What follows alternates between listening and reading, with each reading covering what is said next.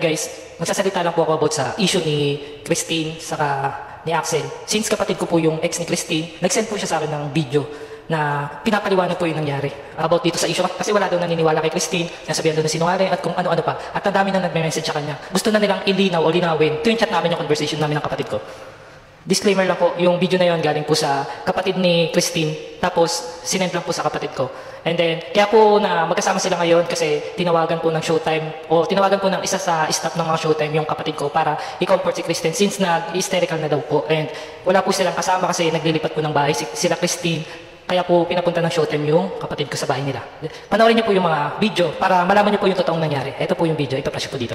Yung mapapanood niyo po na video is kuha right after ng pagbibigay ng statement ni Miss Vice Ganda sa Showtime kanina. And then tumawag po agad yung staff ng Showtime kay Christine.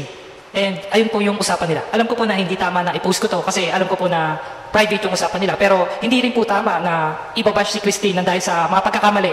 O wala po akong sinisisi na tao. Pero kasi nasisira po yung buhay ni Christine ngayon. And nakasama ko po siya dito sa bahay, matagal po. Kaya pinagtatanggol ko din po. Claro. Yung statement, yung dalawang video na nirelease mo, diba yung unang sabi mo, hindi ka naman na-off? Hindi mo kasi in-explain ko po na nakasatlong video nga po ko eh. Kaya nga, nakatatlong video ka na iba-iba din yung sinabi. Hindi po, iba-iba. Paulit-ulit ko po.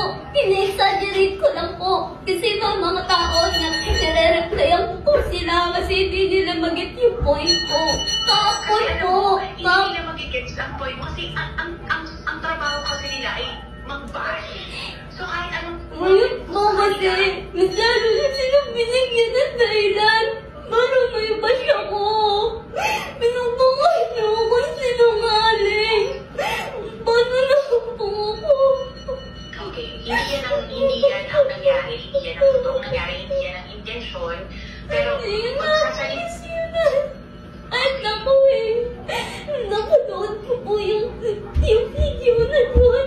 Halos nakababa ko sa kinukukuhan ko, ma'am. Halos umiyak ako. Hindi ko kasi kaya. Hindi nga po kaya nakonsensya ko magsinungaling eh. Tapos ngayon po yan napanood ko. Kasi na yan naman po yung sitwasyon ko, ma'am. Hindi na ako pinanood. Sige, Christine, tawagan ko ulit namin, ha?